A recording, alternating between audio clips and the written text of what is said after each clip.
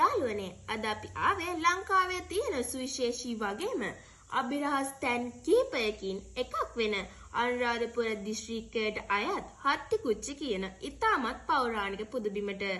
වනගත පරිසරයක පිහිටලා තියෙන මේ පින්බිමට ඇතුළු වෙද්දිම දැනෙන්නේ පුදුමාකාර නිදහසක්. ඉතින් අද වීඩියෝ එකෙන් අපි බලමු මොකද්ද මේ හත්තිකුච්චි කියන්නේ, මෙතන තියෙන ඓතිහාසික වටිනාකම මොකද්ද කියලා. අපි ඉස්සෙල්ලාම ඇතුළු වෙන තැන තියෙන කෞතුකාගාරයට යන්න ඕනේ. ඒකේ වීඩියෝ මෙතන නැහැ. ඒක වීඩියෝ කරන්න දෙන්නේ නැති හින්දා. මුලින්ම බලමු ඇයි මේකට හත්තිකුච්චි කියන්නේ කියලා. පාලි භාෂාවෙන් හත්ති කියන්නේ ඇතාට, කුච්චි කියන්නේ බඩට. ඒ කියන්නේ ඇතුගේ කුස කියන අදහසයි.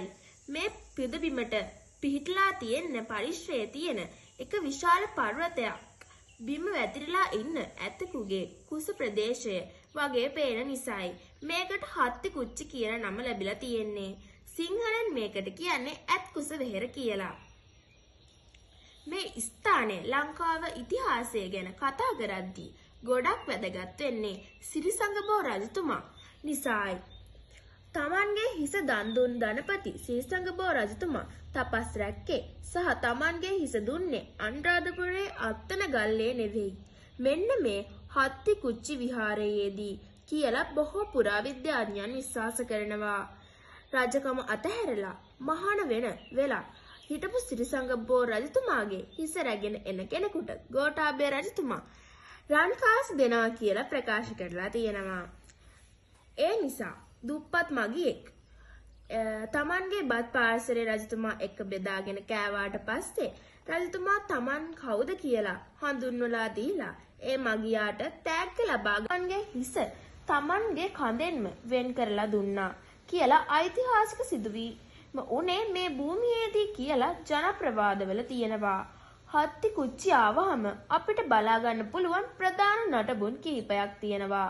වටදාගය, පොකුණු, ලෙන් සහ සෙල්ලිපි, සිරිසංගබෝ රජතුමාගේ සොහන වගේ දේවල් බලා ගන්න පුළුවන්. ඉතින් යාළුවනේ හත්තිකුච්චි කියන්නේ නිකම් බලලා යනවට වඩා අපේ අතීත මුතුන් මිත්තන්ගේ තාක්ෂණය, කැපකිරීම හා බෞද්ධ ඉතිහාසය ගැන ලොකු හැඟීමක් දැනෙන තැනක්. ඔයාලත් අනුරාධපුරයේ හෝ පාදෙනිය අනුරාධපුර පාරේ යනවා නම් මහගල් කඩවල හන්දියෙන් හැරිලා මේ සුන්දර නිස්කලංක තැනට ඇවිත් යන්න අමතක කරන්න එපා.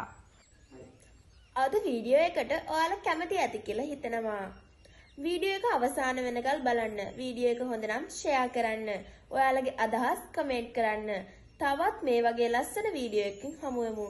channel එක subscribe කරන්නත් අමතක කරන්න එපා. ඔබ සැමට සුබ දවසක්.